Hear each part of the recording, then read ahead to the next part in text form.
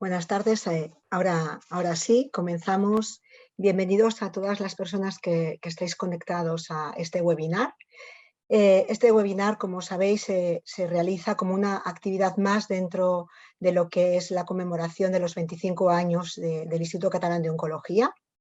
Hoy hablaremos de un tema, por supuesto, para mí muy interesante y para todos los aquí presentes, que es la precisión y personalización de los tratamientos de radioterapia. Y para ello, pues contamos con los profesionales que veis aquí, que ahora iremos presentando, profesionales dentro de la institución con una larga trayectoria y una experiencia importante que nos pondrán al día de lo que es estos cambios que ha sufrido en estos 25 años lo que es la oncología radioterápica, todo el proceso de radioterapia y hacia dónde va en estos momentos esta especialidad. Junto conmigo está moderando la mesa Cristina Picón. Cristina.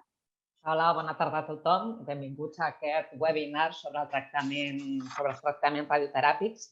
Bé, la física mèdica acompanya sempre les radiacions en el seu ús en el món hospitalari.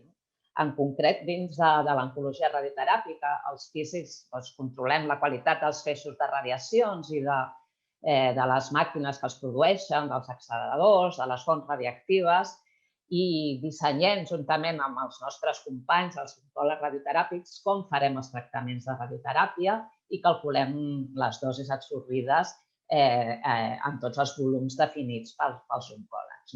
En aquesta sessió, intentarem explicar quin ha estat el nostre paper, igual que el dels oncòlegs radioteràpics, en la innovació durant aquests 25 anys i quin serà el nostre futur.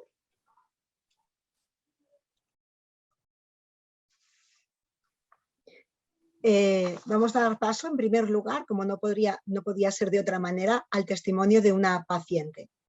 Pasamos con el vídeo. Havien passat 16 anys ja i la veritat és que jo tenia la guàrdia ja molt baixa. Em pensava, això ja està, no? I llavors, en la revisió rutinària anual, em van detectar un petit nòdul d'uns 5 mil·límetres i, bueno, em van dir, procedim a fer una citologia perquè té un aspecte sospitós. Llavors, jo des del moment que em van dir citologia, ja se m'han despertat totes les alertes i dic, això ja està, ja hi tornem. I sí, efectivament, al cap de 15 dies em van donar el resultat i em van dir, és un altre neu, és un carcinoma. El que passa que no era de les mateixes característiques que el primer que havia tingut i el pronòstic era molt més bo. Un cop ja diagnosticat, em van dir que tenia 3 opcions. Fer una mastectomia, que era la recomanació tradicional en el cas d'una recidiva, perquè havia sortit en el mateix pit, fer una tumorectomia amb radioteràpia tradicional, si es podia, perquè s'havia d'avaluar si la radiació inicial que havia patit el pit ho podia suportar. El tumor era molt petit, al final va ser menys de 5 mil·límetres, amb la qual la tumorectomia tampoc era molt extrema, i l'última opció que em van donar, que era per mi la més novedosa, era fer la tumorectomia més una braquiteràpia. I vaig estar valorant les opcions que hi havia, vaig demanar consulta amb la cirurgiana plàstica, vaig demanar consulta amb l'oncòleg que em feia radioteràpia, vaig demanar consulta amb la ginecòloga, que també era la que m'havia operat i que feia les mastectomies, i al final el consell generalitzat va ser que intentés fer un tractament conservador i al final vaig optar per provar la braquiteràpia. Jo havia sentit parlar de la braquiteràpia, però no de la braquiteràpia per càncer de mama. Sabia que pel càncer de pròstata es feia servir, havia llegit bastant i sempre he intentat llegir bastant de tractaments de càncer i no sabia com era exactament la braquiteràpia del càncer de mama, vull dir, fins que la doctora Laplana me'n va parlar no sabia que s'apliqués. El primer que em va sorprendre va ser quan em vaig despertar de l'anestèsia, que jo em pensava que tindria 3 o 4 catèters, en tenia 18, no? I jo recordo la primera frase que me la diu cada vegada que em veu, que és m'has deixat com un colador. Però la veritat és que haig de dir que ara que han passat, jo crec que hi ha 8 mesos, doncs la pell s'està recuperant molt bé i quasi no tinc senyals. Llavors el tractament és dur, és dur perquè és una setmana molt intensa, has de passar per quiròfan, t'atravessen de punta a punta amb uns catèters i és molest, però bueno, al final són 5 dies. És una setmana, en vez de 7 setmanes, et recuperes molt ràpid, això sí, i de seguida pots tornar a fer... Jo en 15 dies estava fent vida totalment normal i estava treballant ja una altra vegada.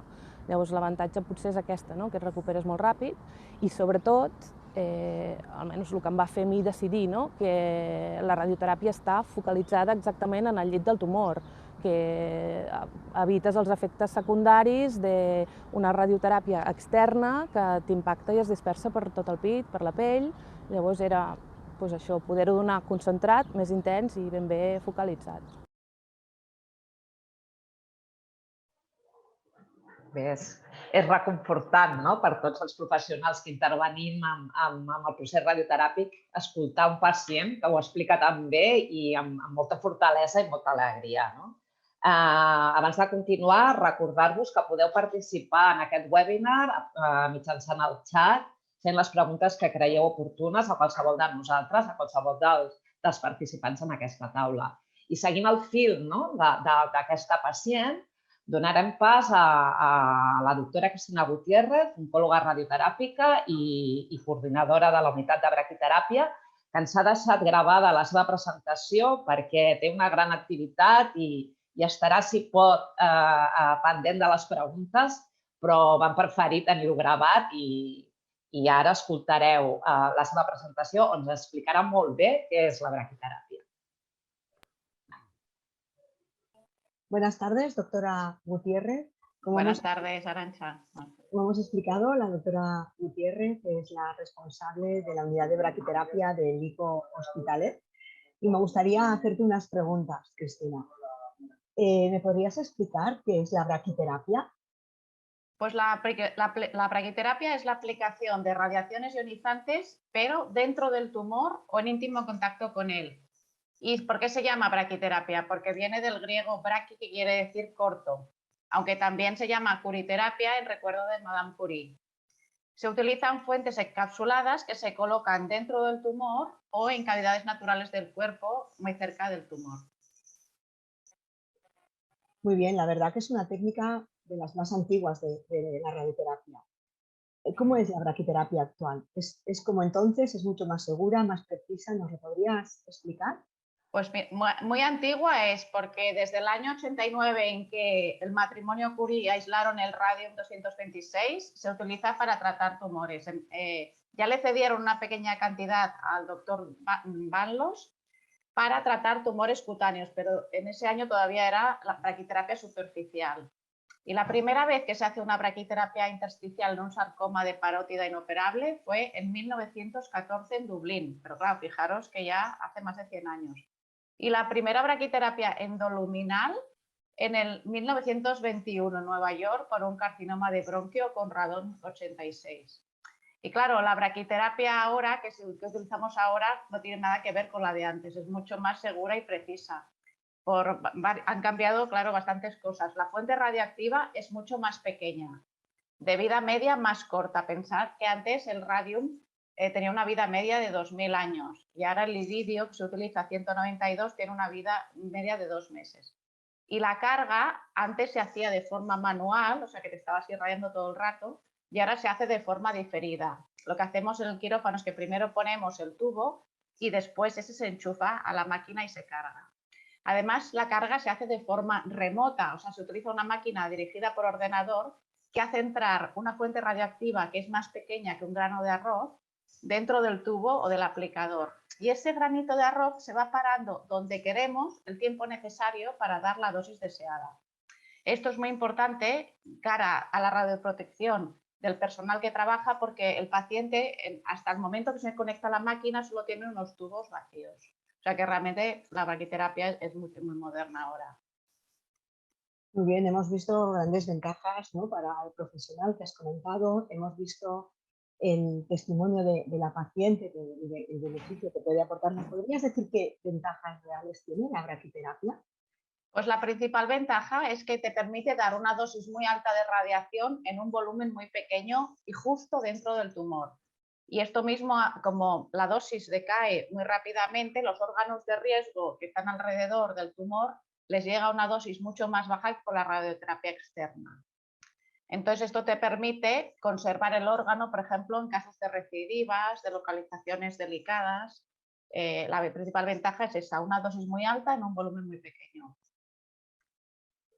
¿Podrías decir unos ejemplos de localizaciones donde la podemos aplicar y donde hay este gran beneficio? Pues la braquiterapia se puede aplicar en muchísimas localizaciones. Por ejemplo, en el vídeo que hemos visto antes, hemos visto la chica con el cáncer de mama. En ese caso era una chica que tenía una recidiva, o sea que realmente hubiera supuesto una mastectomía si la chica nos hubiera informado y nos lo hubieran explicado lo que era la braquiterapia como el tratamiento conservador.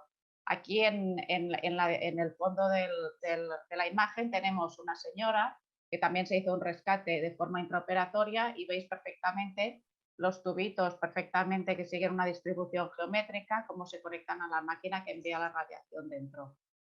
Otros ejemplos, pues el primero por la izquierda, la braquiterapia ginecológica es el tratamiento por excelencia, porque el cáncer de cérvix, si no se hace braquiterapia, no se cura. Entonces, todos los servicios que tienen braquiterapia, todos hacen braquiterapia ginecológica, que como veis consiste en poner el tubo justo en la matriz, por el orificio cervical, justo donde normalmente está el tumor del cuello del útero, y eso se conecta diferidamente a una máquina para enviar la radiación dentro. Otro ejemplo que se puede hacer también es cáncer de próstata, que sería la imagen justo de debajo. Se puede utilizar como tratamiento primario o también en casos de recidivas. Como tratamiento primario se utiliza en monoterapia o también como sobreimpresión tras radioterapia externa. Muchos de estos tratamientos podemos hacer una combinación de radioterapia externa que puede abarcar un volumen más grande, que eso también tiene sus ventajas, y luego hacer la parte final o sobreimpresión con braquiterapia. También utilizamos en casos de recidivas de cáncer de próstata, que la alternativa es muy difícil porque la cirugía es muy complicada en estos pacientes, irradiados se pueden rescatar con braquiterapia. Más abajo tenemos un caso de un sarcoma de partes blandas, de un muslo. Pensar que antiguamente el tratamiento era la amputación y ahora podemos hacer un tratamiento conservador extirpando el compartimento muscular y haciendo la braquiterapia. Normalmente en estos casos se hace de forma peroperatoria, o sea que se colocan los tubos en el mismo acto operatorio. Después también se utiliza en cáncer de piel. Veis, esta señora tenía un carcinoma vasocelular justo en el canto interno del ojo, encima de la desembocadura del lagrimal. Entonces, esta señora, claro, la cirugía aquí es muy mutilante en casos de cáncer de piel localizado en la zona facial, sobre todo en la zona periorbitaria.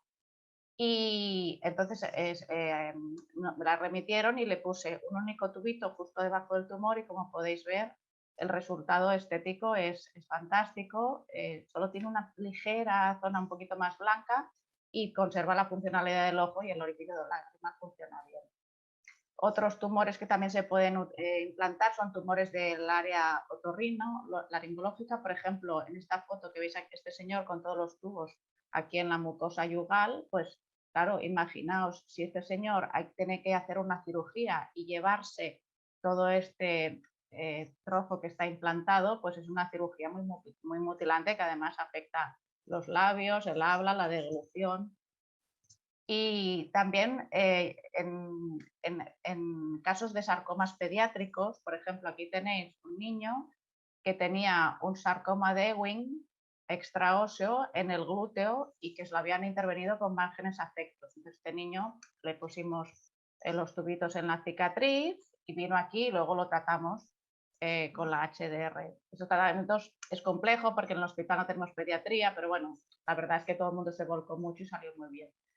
Y también, como curiosidad, otro tipo de sarcoma, os explicaré el caso de estas 4 fotos de este chico, que era un chico que tenía un retinoblastoma bilateral. Cuando tenía 2 años lo irradiaron y le hicieron una enucleación de un ojo.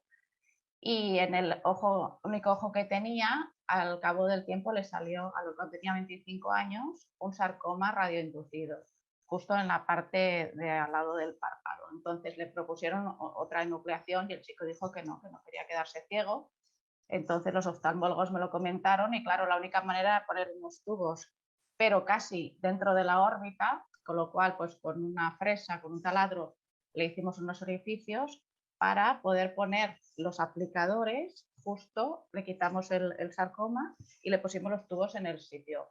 Esto, claro, es importante porque se tiene que hacer de manera intraoperatoria y en combinación con cirugía. Y luego vemos realmente pues, que el chico aquí justo después de implantar y que conservó perfectamente la visión y tenía hasta las pestañas, o sea que realmente es un tratamiento muy exacto y muy preciso. Yo básicamente la idea que os tenéis que quedar es que la braquiterapia es un tratamiento muy preciso, muy exacto en una zona muy pequeña, pero que también a veces puede ser una limitación porque a veces interesa hacer una combinación con radioterapia externa o con cirugía. Pues eso más o menos lo que os quería contar de la braquiterapia. Muchas gracias, Cristina. Yo creo que ha quedado muy claro. Felicitarte por la gran labor que haces al beneficio evidentemente del paciente, como vimos muy claro en el vídeo que hemos visto al comenzar la presentación. Y bueno, orgullosa también de estar cerca de ti y del equipo que tienes. Muchas gracias. Sí, esto evidentemente es trabajo entre todos. Muchas gracias. Vale, adiós. Ahora continuaremos con la intervención del doctor Ferran Guedea. El doctor Ferran Guedea es director transversal de Oncología Radioterápica del ICO y jefe del Servicio de Oncología Radioterápica del ICO Hospitalet y lleva en el Instituto Catalán de Oncología pues, muchos años, casi desde el inicio. A mí me gustaría hacerle una pregunta y que él pues, bueno, pues, nos explique cómo ve, ¿no? La pregunta es, ¿cuáles consideras, Ferran, que son los grandes avances que ha tenido la oncología radioterápica en estos últimos 25 años? Gràcies, Arantxa, per aquesta introducció. Porto aquí 25 anys. El 17 de febrer de l'any 1997 vaig vindre aquí a l'ICO, o sigui, ja fa 25 anys. Passa'm la següent diapositiva, sisplau. Jo el que us donaré és aquesta visió que veig amb aquests 20 anys i cap on veig que va l'oncologia radioteràpica. El que us haig de dir és que ho farem molt ràpidament en 4 punts. El primer punt, sens dubte, és aquesta visió tecnològica següent. Jo crec que ho ha dit la Cristina abans, jo crec que s'ha fet amb aquestes últimes dècades i amb aquests últims anys, la radioteràpia com la coneixem avui en dia ha fet un esforç i un pas de gegants en quant a les precisions de tractament que estan fent. Sofisticació i precisió.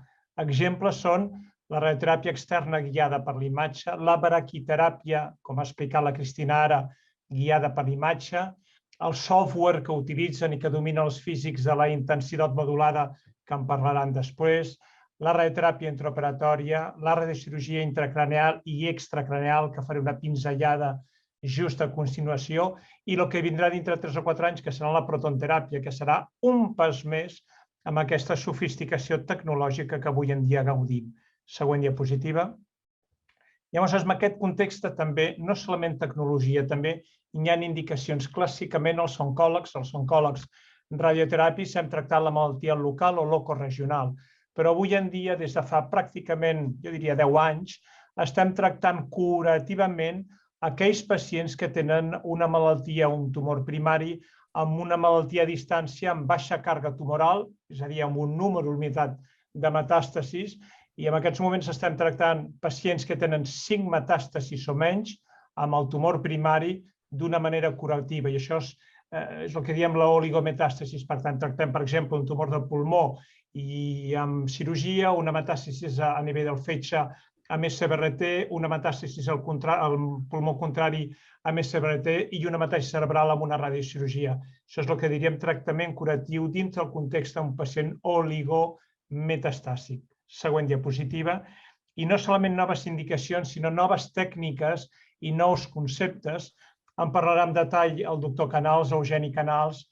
Aquest tractament de les oligometàstasis bàsicament ho aconseguim amb tècniques molt sofisticades com és aquesta radiocirurgia extracraneal que anomenem SBRT, que bàsicament són dosis molt altes, poques fraccions i molt precises amb tumors petits, o amb un altre concepte que és completament nou, en aquests últims anys també, l'escalada i la desescalada dels tractaments.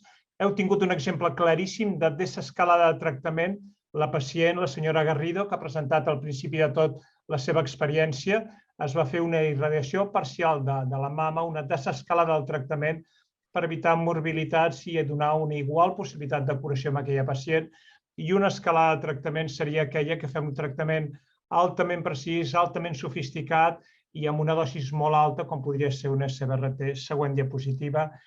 Però això se'ns porta a que realment, i això jo crec que vull posar èmfasis aquí en aquest webinar, que nosaltres a l'ICO som el centre més gran del sud d'Europa. Tenim 12 acceleradors i tractem més de 6.000 pacients amb radioteràpia externa. Fem aproximadament 1.000, això són dades de l'any passat, imagineu-vos, l'any del Covid, etc., més de 1.000 procediments de braquiteràpia, més de 150 radiocirurgies i unes 80 radioteràpies intraoperatòries, essencialment a mama i a cervell, i ara estem començant a fer un pròstata i en breu començarem a fer un capicoll. Per tant, aquestes xifres són importantíssimes. És una tecnologia a l'abast màximament precisa i un nombre de pacients que tractem d'una manera, us diria, homogènia, amb els mateixos protocols assistencials, amb els mateixos protocols tècnics que estem fent, amb compartint els assajos clínics als ICOs, que jo crec que és un exemple d'organització oncològica. Següent diapositiva. El següent punt que volia comentar és la recerca clínica. Jo us diria que això és una cosa que ho tenim realment al nostre ment. Estem en un centre universitari, un centre de recerca, un centre assistencialment del màxim nivell. Següent. I com no, l'oncologia radioteràpica, aquí ho podeu veure, participa activament en assajos clínics. Jo us haig de dir, i això és molt important, que molts d'aquests assajos clínics no estan guiats per la farmaindústria, sinó són oncòlegs dels nostres equips, especialistes en oncologia radioteràpica, que pensen quines poden ser les coses que podem discernir dintre d'un context d'assajos clínics. I aquí tenen unes petites dades que són molt someres, de que pràcticament un 3% dels nostres pacients que tractem, d'aquests 6.000 i pico pacients que tractem, entren en assajos clínics bàsicament liderats del promotor de l'ICO, però liderats per oncòlegs radioteràpics amb idees pròpies que tenim. Per tant, la recerca clínica està dintre del dia a dia de l'oncologia radioteràpica avui en dia. Següent diapositiva. Següent, passa la següent. Llavors, és una mínima visió també de la qualitat de vida i de la recerca translacional. Avui en dia la qualitat de vida en oncologia en general és essencial, no solament curar a qualsevol preu, sinó curar amb bona qualitat de vida. I passa la següent diapositiva. Llavors, en aquests moments, nosaltres ens fem moltes preguntes, i això s'embrinca pràcticament amb el que vull expressar a continuació, que és que perquè nosaltres tractem un pacient que té un tumor semblant un a l'altre amb un mateix tractament, perquè hi ha alguns pacients que els curem sense efectes secundaris, que és la majoria, i perquè hi ha alguns pacients que no curem i que a més tenen efectes secundaris, i dintre aquest ventall, un pacient que es cura sense efectes secundaris o amb efectes secundaris, etc. Següent diapositiva. Jo aquí crec que hi ha una de les grans preguntes que tenim en oncologia radioteràpica, entre un 5 a un 10% dels nostres pacients amb el tractament radioteràpic, per molta precisió que tinguem, tenen efectes secundaris, i aleshores per nosaltres és molt important identificar quins d'aquells pacients els tindran i no, i per tant aquestes són les preguntes claus que hi ha a la literatura. La idea bàsica seria, següent diapositiva, que tinguéssim una manera de discernir abans de fer el tractament radioteràpic quin tindrà efectes secundaris. Si no, en aquests moments hi ha un test que està publicat i que ha donat molt bons resultats, un test amb el qual fas una extracció de sang abans de fer el tractament radioteràpic, irradies aquesta sang amb una dosis de 8 greix i veus el tant per cent d'apoptosis que té aquestes cèl·lules i pots preveure en càncer de mama si tindrà més o menys efectes secundaris. Però aquí a l'ICO, el conjunt de les institucions de l'ICO, el GICO global, estem treballant per fer això encara més precís, no solament utilitzant el RILA, aquest test d'apoptosis, sinó utilitzar-ho més a més. I el nostre somni, que podria ser una realitat dintre un temps utilitzant aquesta recerca translacional, és que nosaltres, abans d'un tractament de radioteràpia, traguéssim sang al pacient amb un tractament de radioteràpia concominant a la quimio o no, traguéssim sang del pacient, preveiéssim quina toxicitat té amb aquest test, amb aquest conjunt de tests que estem treballant amb ells, i poguéssim, si això es fos així, canviar el tractament, desescalar el tractament, com hem dit fa un momentet, o canviar la tècnica de tractament, etc. Per tant, això és una de la línia de recerca translacional que és tan important avui en dia. Següent diapositiva. I com no, també jo crec que hi ha un tema que avui en dia amb l'oncologia no es pot parlar d'oncologia sense parlar d'immunologia. I nosaltres també, el nostre grup, el PSICOS, hem estat treballant amb immunologia i radioteràpia. I aquí hi ha 3 publicacions, perquè el nostre estudi, i en aquest cas va ser gràcies a l'ajut de la tecnoindústria, vam estudiar què passava si donàvem dosis molt altes de radioteràpia, i ho vam fer-ho amb SBRT amb càncer de pulmó, ho vam fer amb intraoperatori en càncer de mama i ho vam fer amb braquiteràpia HDR en càncer ginecològica. I la conclusió que vam treure dels nostres estudis va ser que sí, que les dosis altes de radioteràpia estimulen la immunitat i en particular estimulen el creixement de les natural killer cells, l'augment d'aquestes cèl·lules que fan que hi hagi una reacció immunològica més intensa. Següent diapositiva. Llavors, és l'últim punt que nosaltres en aquests moments volem treballar, però que no estem treballant, però que també és recerca, diríem, translacional, o en aquest cas seria recerca una miqueta més enllà de la translacional, que és utilitzar, nosaltres utilitzem contínuament imatges per comprovar els nostres camps de tractament, utilitzem imatges per dissenyar els nostres volums de tractament, etc. Però les imatges avui en dia és molt més que senzilles imatges, són dades, i dades que avui en dia es poden utilitzar per pronosticar les respostes al tractament exacte. Això és el que s'anomena radiòmica. Següent diapositiva.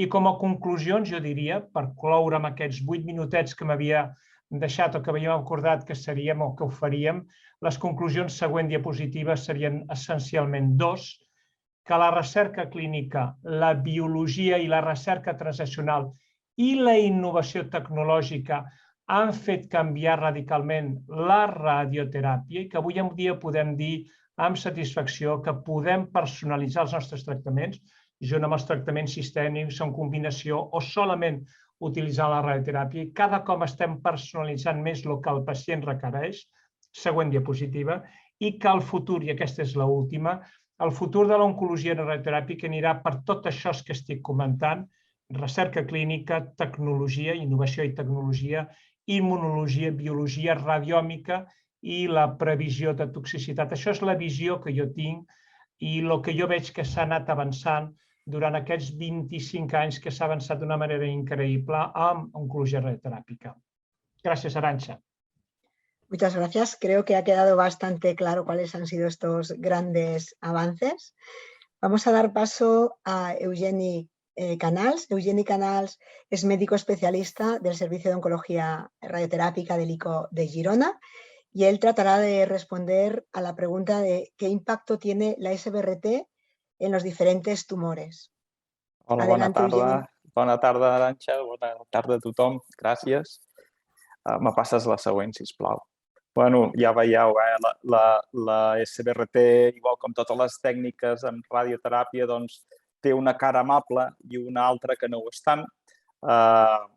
La SBRT té un altre sinònim, que és la radioteràpia estereotàctica ablativa, i tal com en Ferran ja ens anunciava, doncs és una tècnica que es caracteritza per administrar dosis molt altes, amb alta precisió, amb poques fraccions, amb petits volums i, per sort, amb molt poca toxicitat.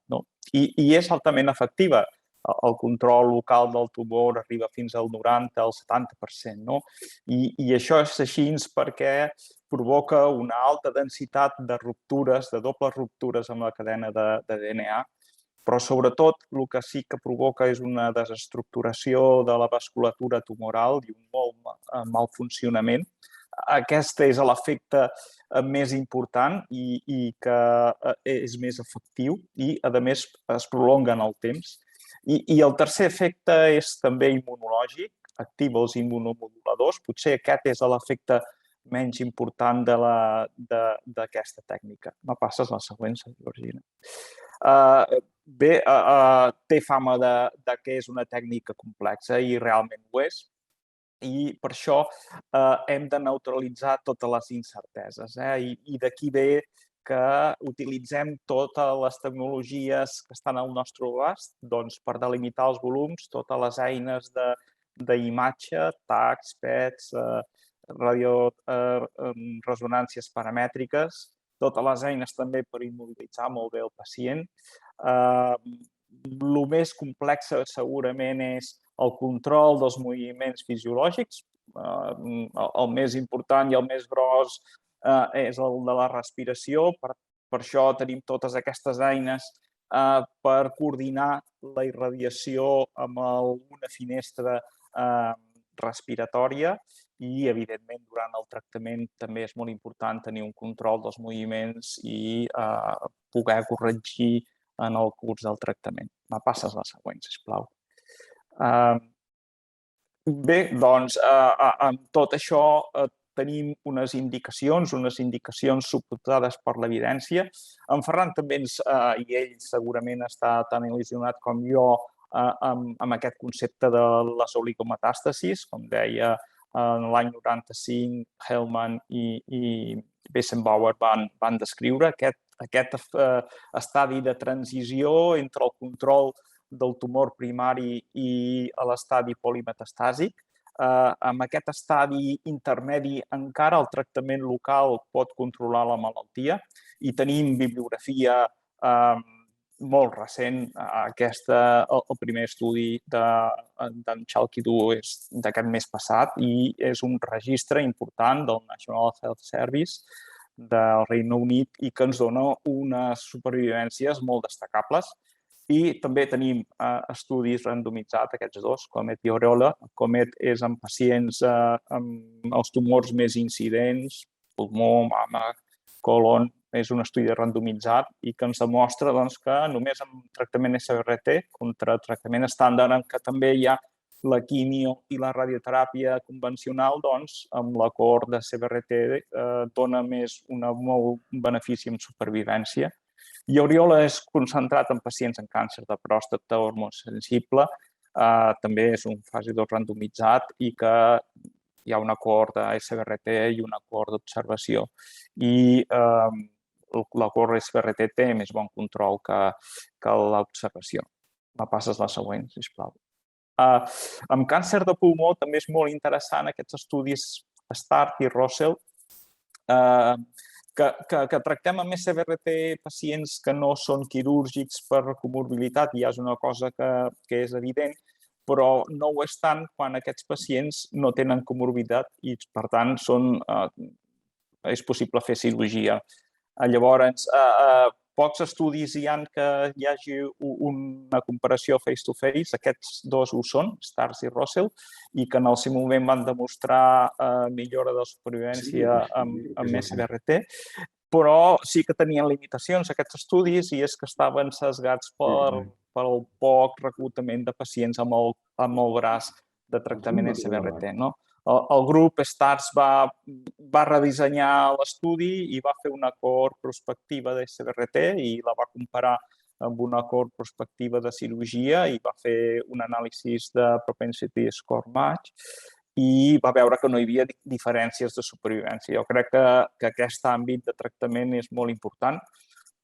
Igual que amb el càncer de pròstata, amb aquests grups de baix risc i de grup intermedi favorable, amb què amb aquests dos estudis fase 3 de no inferioritat, l'IPO i el PISB, s'evidencia que el tractament hipofraccionat en 5-7 dies de tractament no hi ha diferències amb el tractament convencional de més de 6 setmanes. Inclús hi ha un metaanàlisi que ens podria dir que fins i tot és una mica millor el control de la malaltia amb aquest hipofraccionament. Me passes la següent, sisplau. També tenim altres indicacions, càncer de pròstata, de pàncreas, importantíssima en el control del dolor, que té una altíssima efectivitat. També és molt important com a tractament alternatiu a la cirurgia amb els pacients que, tot i tenir un tumor quirúrgic, les comorbilitats que tenen afegides fa que no sigui possible la cirurgia. En aquest grup de pacients, la SBRT controla molt bé el tumor. el pas contrari, no? Tenim un tumor localment avançat amb un pacient que sí que seria quirúrgic. Aquests pacients també hi té un paper la SBRT i, com tot, i dèiem que hi havia dues cares, doncs aquí també hi ha una cara, un revers de la moneda. L'Allianz 021-501 es va tindre que parar, era un assaig randomitzat que amb pacients borderline operables que feien quimio i cirurgia contra SBRT, quimio i cirurgia, i el grup de SBRT tenia pitjors resultats i es va tindre que tancar. La veritat és que no entenc com és que es va dissenyar l'estudi amb dosis molt moderades d'SBRT, amb dosis de 33 grays, amb 5 fraccions, una DB per sota de 60, que clarament és insuficient i molt moderada, però bé, així ens és. I en metàstasis hepàtiques també hi té un paper l'SBRT. La veritat és que aquí sí que no hi ha estudis comparatius prospectius. Està clar que el tractament indicat és la cirurgia, però després, amb els tractaments alternatius, amb radiofreqüència o microones, sí que hi ha estudis comparatius retrospectius i que ens diuen que l'SBRT és independent de la mida i del volum de la metàstasis. En canvi, els microones i la radiofreqüència sí que estan limitats en el volum i tumors de més de 2 centímetres deixen de ser efectives. I, per últim, les metàstasis hepàtiques es beneficien molt d'un SBRT amb control del dolor i cada mes aquest control perdura en el temps. Me passes la següent. Aquesta és una reflexió molt personal. Jo crec que la tècnica, per molt complexa que sigui quina sigui, quan n'has fet molta i has experimentat molt, deixa de ser complexa, però el que sí que és difícil sempre és trobar aquell tractament més idoni, més singular per aquell pacient particular. Gràcies. Moltes gràcies, Eugeni. Ens acompanya també aquesta tarda el doctor Salvador Villar. El doctor Villar és el cap de servei d'Oncologia Radioteràpica a l'ICO Badalona, entusiasta, impulsor de la recerca clínica dins de l'oncologia radioteràpica i un gran expert en l'àmbit de la neurooncologia. Bona tarda, doctor Villar. Com s'ha aconseguit la millora en els tractaments dels tumors cerebrals en aquests 25 anys? Bona tarda a tothom. Bé, m'he donat compte, al preparar aquestes diapositives i al sentir els meus companys, que jo el que faré és fer el pont de la monodisciplinaritat, si es pot dir així, a la multidisciplinaritat. I la neurooncologia és un exemple evident d'això. La següent diapositiva, sisplau. Bé, aquí tenim un llistat del que els neuroradioncòlegs i neurooncòlegs i oncòlegs mèdics neuròlegs, digueu-li com li vulgueu dir, no tenim un nom definit, hem fet durant aquests 25 anys a l'ICO. El primer que vull ressaltar és la radiocirurgia. Penseu que la radiocirurgia és la mare de tota la SBRT que s'ha parlat abans. O sigui, l'alta precisió de radioteràpia comença amb la radiocirurgia cerebral, amb els tumors cerebrals i amb les metàstasis cerebrals. I també dir que el Duran Reynals i el PREICO i l'Hospital de Bellvitge van ser el primer hospital públic de Catalunya i de l'Estat en fer radiocirurgia. Per tant, tenim una llarguíssima trajectòria en aquest camp. També hem treballat molt amb imatge. Els neuroradiòlegs han treballat molt amb nosaltres i hem anat millorant moltes de les coses i dels diagnòstics i de les avaluacions de les progressions que tenim en el dia a dia actualment. S'han fet uns canvis brutals amb la biologia molecular dels tumors cerebrals. Quan dic brutals, són brutals, impressionants, des del punt de vista de nous perfils diagnòstics. S'han escrit articles en els quals nosaltres hem participat directament, que són articles de l'estat de l'art en diferents tumors, com el glioblastoma i els meningiomes. Hem creat assajos clínics propis durant aquests 25 anys en els 3 ICOs. Hem aconseguit beques de recerca de de molta potència econòmica, hem dirigit i codirigit tesis doctorals, som membres de les societats internacionals, incloent en els boards científics i a les juntes directives de decisió. I aquí m'entretinc una mica més i hem treballat o treballem a les unitats funcionals de neurooncologia. Les unitats funcionals són unes unitats del càncer que ja s'han parlat als altres webinars i als altres eventos dels 25 anys de l'ICO, però a la neurooncologia té una importància una mica especial perquè penseu que molts dels malalts que tenim nosaltres són malalts dependents i, per tant, són malalts que necessiten ajuda, transport sanitari d'ambulància, sacrifici de la família, etc. Per tant, una unitat funcional de neurooncologia implica que el malalt serà avaluat directament i personalment per 3 o 4 especialistes el mateix dia en qüestió de 3 o 4 hores. Per tant, tots els malalts seran avaluats des de diversos punts de vista de les diferents especialitats per intentar donar el millor confort i el millor tractament al malalt o a la malalta. Hem estat protagonistes dels congressos més prestigiosos, a l'Astro i a l'Asco i a l'Estro i a l'ESMO. Vull dir, es diu ràpid, però aconseguir xerrades de speakers invitats i comunicacions orals no és gens fàcil en aquest tipus de congressos. Per tant, la feinada multidisciplinar i de recerca ha donat els seus fruits. Hem millorat les noves tècniques d'irradiació, sobretot amb les modulacions d'intensitat. Tenim guies terapèutiques i hem participat en altres guies terapèutiques, no només de l'ICO, sinó internacionals i nacionals i estatals. I finalment hem treballat molt amb tumors rars del sistema nerviós central i d'altres localitzacions. Em passes a la següent, sisplau. Us posaré diversos exemples del que he anat comentant. Aquí tenim una beca del GEINE, del grup espanyol d'investigació en neurooncologia, en el qual hi participen els neuroradiòlegs, amb nosaltres. És un article publicat pel Carles Majós en el seu moment, en el qual es valorava quin era el factor pronòstic del tipus de resta tumoral que quedava després d'operar el malalt amb un glioblastoma. La següent, sisplau. Aquí hi ha això és un exemple, això no és de l'ICO, això és un New England publicat per un grup de patòlegs experts en neurooncologia en el seu moment, que va ser la llavor de la nova classificació de biologia molecular dels gliomes del grau.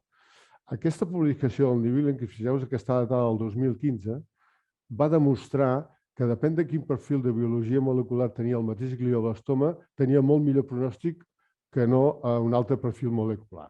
No explicaré tots els perfils moleculars perquè no hi ha temps, però això va cridar l'atenció paral·lelament. Passa la següent. Passa la següent. En el que la doctora Olatz Etsani de l'ICO Badalona, amb les codireccions nostres d'Oncomèdica i Oncoràdio, estava treballant a la seva tesi doctoral. És a dir, la tesi doctoral que es va generar aquí a Badalona demostrava el mateix que s'estava publicant paral·lelament al New England pels experts, per un panel d'experts internacional dels més potents que hi ha en neuropatologia. Per tant, mireu que la idea era exactament la mateixa i els resultats van ser exactament els mateixos. La següent, sisplau. Un altre article fonamental, que és l'Standard of Care del tractament del glioblastoma, va tenir una participació directa dels 3 ICOs, bàsicament de Badalona i Hospitalet, i els articles que van sortir publicats que han fet l'Estat encara són protagonistes de com es tracten els malalts amb glioblastoma. Per tant, aquí nosaltres també hem participat directament com a grup neurooncològic de l'ICO. La següent, sisplau.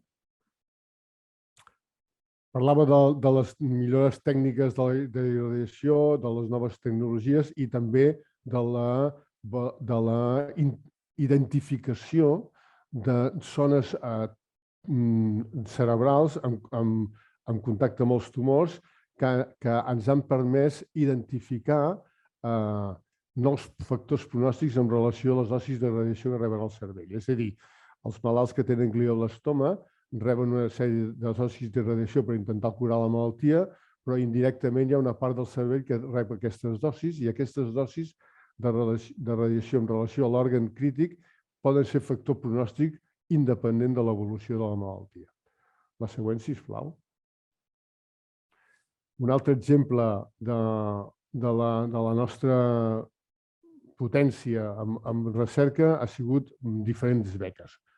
Potser la més cridanera, dirigida per la Carme Balanyà i que va donar lloc a una beca de tots els grans centres catalans, va ser aquesta la Marató de TV3 amb un muntant d'1 milió d'euros i que ja ha donat els seus fruits en totes les publicacions que es tenien que fer.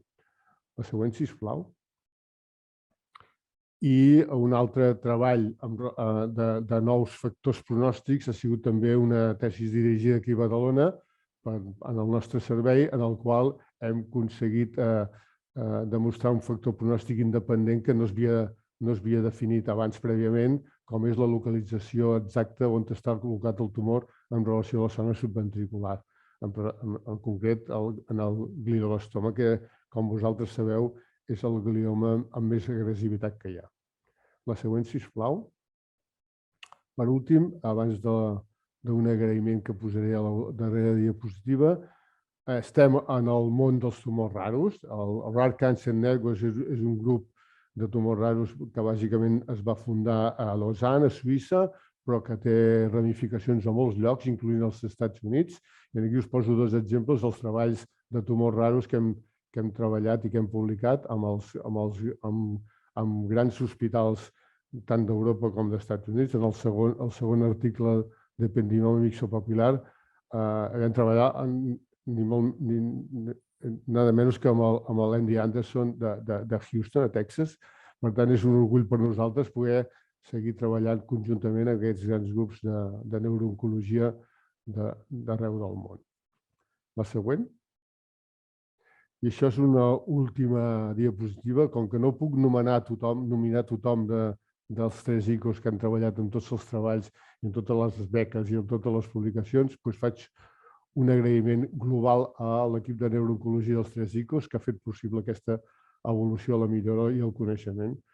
I a tots els malalts i familiars, evidentment, perquè tenir un malalt i un familiar amb un tumor cerebral no és cap cosa, diguem-ne, còmoda.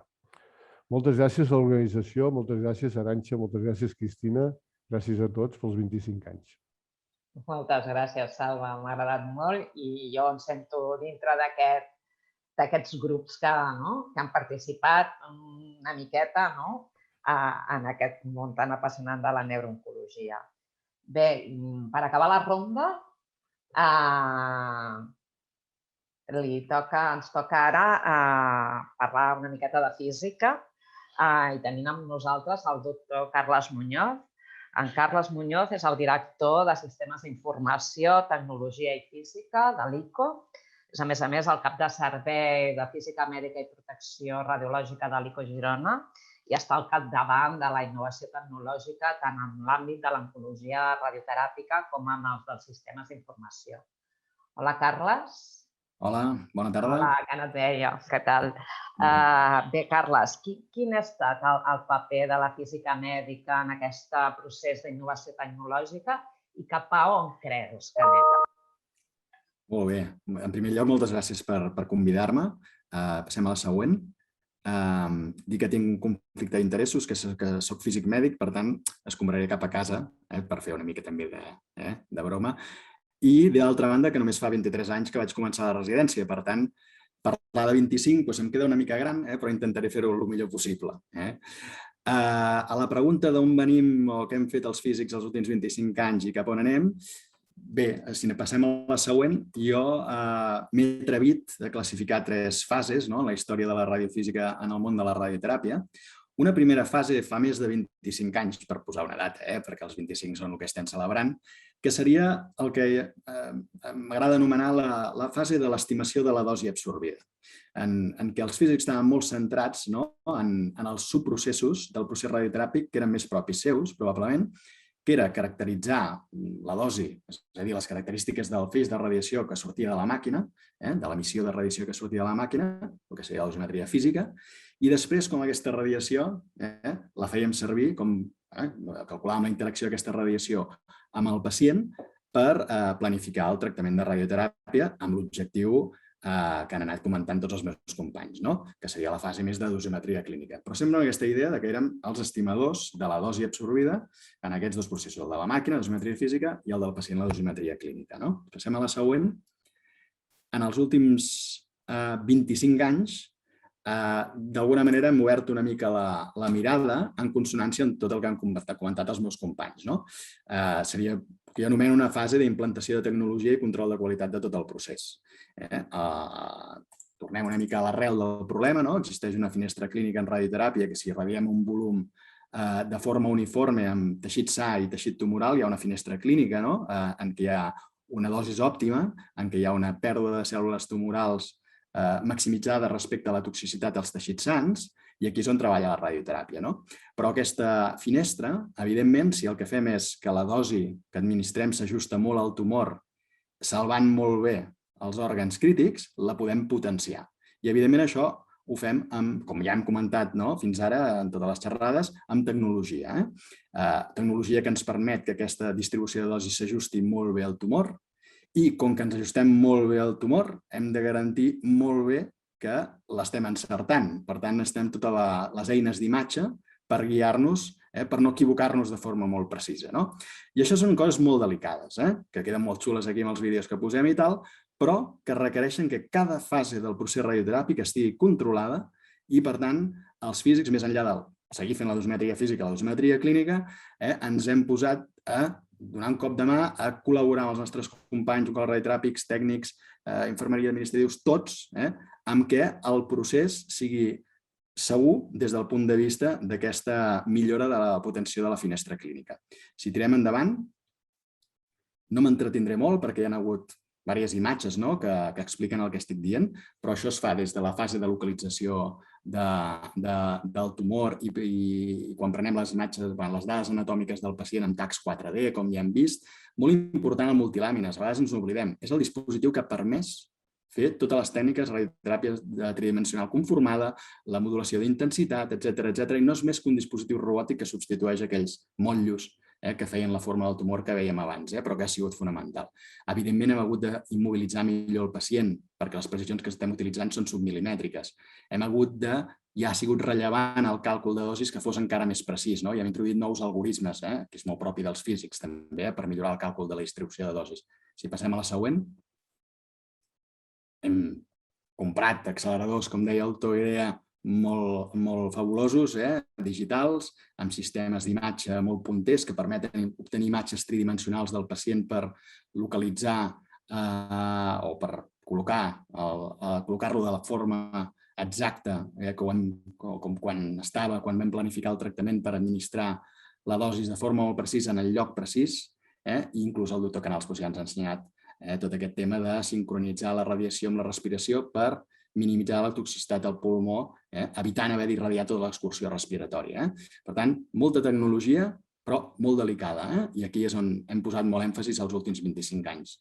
Si passem a la següent diapo, el mateix hem fet en el món de la braquiteràpia, que ha avançat en paral·lel, i fins i tot els últims anys, ja es feien al passat, els últims anys, han anat apareixent equips lleugers, que ens els hem emportat en el quiròfan per fer aquest procés radioteràpic amb aquesta complexitat in situ, en el llit de la tumorectomia, en temps real i amb tot el que suposa de comoditat per la pacient i d'eficiència en el procés. Passem a la següent.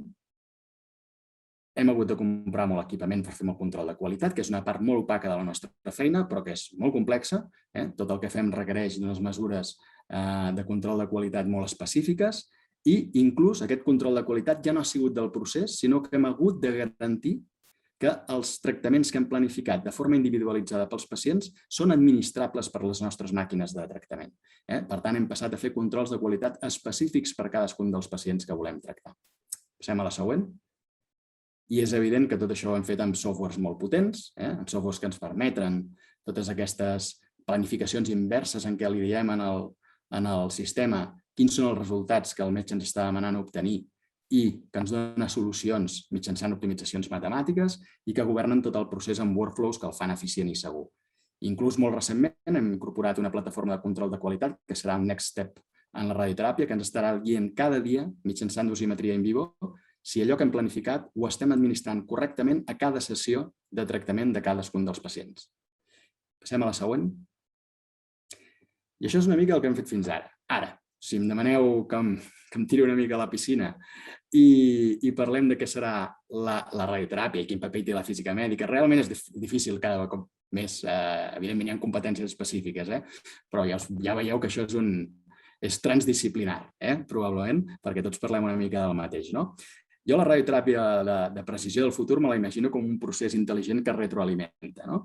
Des de la presa de decisions, ja no m'imagino una prescripció clàssica buscant unes taules d'uns articles, sinó que amb tota la informació del pacient i les imatges, etc., algun sistema d'intel·ligència artificial assistirà a l'oncòleg radioteràpic en quin és el millor tractament que pot necessitar aquell pacient, amb biomarcadors específics, etc.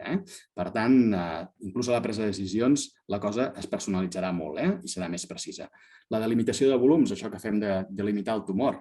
El tumor probablement no acaba en un lloc, les cèl·lules tumorals, i a partir d'allà comença el teixit sa, sinó que hi ha una distribució, de fet ja ho sabem, probabilística de malaltia subclínica, i passarem segurament a delimitar de forma probabilística el volum tumoral també.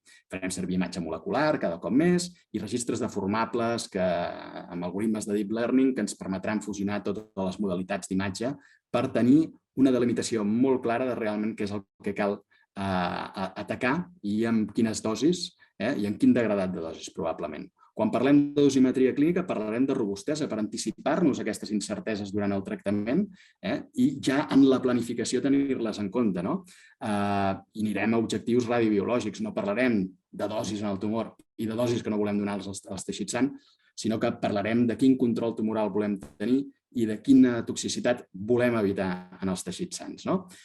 I en el tractament, jo m'imagino una mica el que ja estem iniciant, l'adaptació online. Cada dia adaptarem el tractament des del començament, repetirem tot el procés radioteràpic perquè sigui exactament, o s'adapti exactament a com està el nostre malalt aquell dia. I, de fet, la radioteràpia no serà guiada per imatges, serà guiada per biologia. Ja hi ha equips PET accelerador en fase preclínica, d'assaig preclínic, i que potser el que farem cada dia és adaptar la radiació a la captació, no només a la imatge. Parlem de dosis realment administrada, no de dosis prescrita, que en radioteràpia ja la predim molt bé, amb precisions de pocs % en cada vòxel de la imatge, però podrem dir realment què ha passat amb tots aquests softwares de dia a dia de control de l'administració. Tindrem noves partícules. El doctor havia parlat dels protons, que tenen característiques físiques millors i radiobiològiques millors, i utilitzarem teràpies flash, que són altes taxes de dosis que tenen efectes radioimmunològics i que també milloraran molt el tractament. Clar, amb totes aquestes eines, la finestra clínica idealment estarà molt maximitzada i ens podem permetre que la radioteràpia sigui un procés radioquirúrgic o de molt poques fraccions habitualment. I el que a mi em sembla també molt més interessant, i crec que em saltava una pregunta del doctor Villar per aquí, és que tot això generarà moltes dades, com ja també heu dit els meus companys. Moltes dades que els assajos són importants, però jo crec que el futur passarà molt pel real world data, que tota aquesta informació haurem d'anar recollint, la radiòmica, tota aquesta informació d'imatge prèvia i durant el tractament, que ens pot dir, i posttractament, que ens pot dir què està passant en funció d'uns factors predictius que haurem recollit també, i la dosiòmica, inclús què està passant en correlació a la distribució de dosis planificada. Clar, per fer tot això, si passem a la següent, hem d'incorporar molts perfils professionals addicionals als que ja clàssicament hem treballat en el procés radioteràpic. Els biòlegs potser hauran de participar en la clínica, estadístics, enginyers biomèdics, informàtics, de dades. Jo crec que anem cap aquí, que la tecnologia dels últims 25 anys ha sigut hardware i software i que ara anem al món de les dades. I quin és el paper del físic mèdic en aquesta radioteràpia de precisió futura? Doncs jo m'atreveixo a dir, passem a la següent, que el físic mèdic serà un ens que es combina amb la intel·ligència artificial per governar tot aquest complex procés. I com us he dit, escombro cap a casa. Gràcies. Moltes gràcies, Carles. No sé si em veig 3.0, no 3.0. Nosaltres ja no ho veurem. Arantxa, mirem una mica a veure, digue'ns com anem de temps. Muy bien, muchas gracias a los ponentes. La verdad que las presentaciones han sido muy clarificadoras, han sido estupendas, excelentes. Pasamos al turno de preguntas. Tenemos 2-3 minutos para finalizar. Y hay una pregunta que ha hecho el doctor Salvador Villá desde la misma mesa.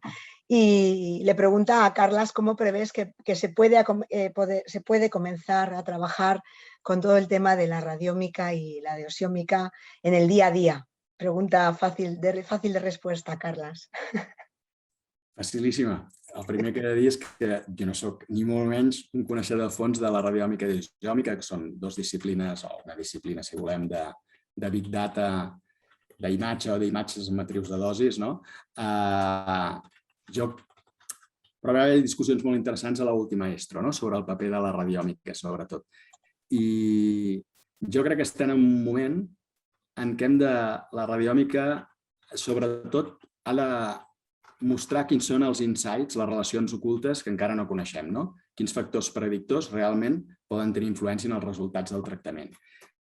Utilitzar-la en el dia a dia voldria dir que ja coneixem aquests factors predictors i, com es deia a l'ESTRO, com us comentava, d'aquest any, al final tot es correlaciona, quan fem radiòmica, amb el volum tumoral. I no sé si per això necessitem radiòmica.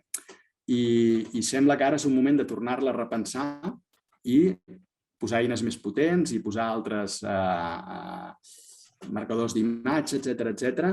I per mi encara hi ha molt per fer en el sentit que segurament no coneixem aquests predictors. Per tant, al dia a dia, jo crec que estem en una fase encara de recerca, de veure com ens pot ajudar en el dia a dia i que probablement encara no és traslladable a la clínica. Però és com a profà, és una opinió com a profà. Gracias, Carles. Doctor Ferran Guedea, quería intervenir. Jo crec que la radiòmica, estic totalment d'acord, encara ens queda molts passos encara per aplicar-la amb la clínica diària, però crec que el passeig següent serà utilitzar, que no n'hem parlat, el que diríem la radioteràpia adaptativa. Ja hi ha unitats de tractament avui en dia que estan al mercat, que esperem que en breu les puguem començar a incorporar aquí a l'ICO, jo crec que estem per camí de fer-ho, amb el qual adaptarem diàriament el tractament amb el volumen que té diàriament el pacient, amb la dosimetria que té el pacient, l'adaptarem diàriament i això serà un altre pas, el següent pas que farem. I jo estic molt d'acord amb el que dieu. La recerca clínica, crec que tots ho hem anat comentant amb les nostres intervencions, i la recerca de laboratori, la biologia, ens ha d'ajudar a tirar molt endavant. I la radiòmica queda molt per fer. Crec que serà una cosa que serà una realitat, però jo segur que no ho veuré, o jo ho veuré ja de jubilat de fa molts anys, però crec que és un camí que encara estem molt lluny. Muy bien. ¿Algún comentario de alguno de la mesa? ¿No hay más preguntas? Hay muchas felicitaciones, Sí. Hi ha moltes felicitacions a tots els ponents i que molt bé a tots. Muy bien, pues si os parece lo dejamos aquí. Muchísimas gracias por vuestra intervención. Muchas gracias. Bona tarda. Bona tarda. I superpuntuals. Això és fantàstic, Molt bé. Vinga, adéu. Adéu.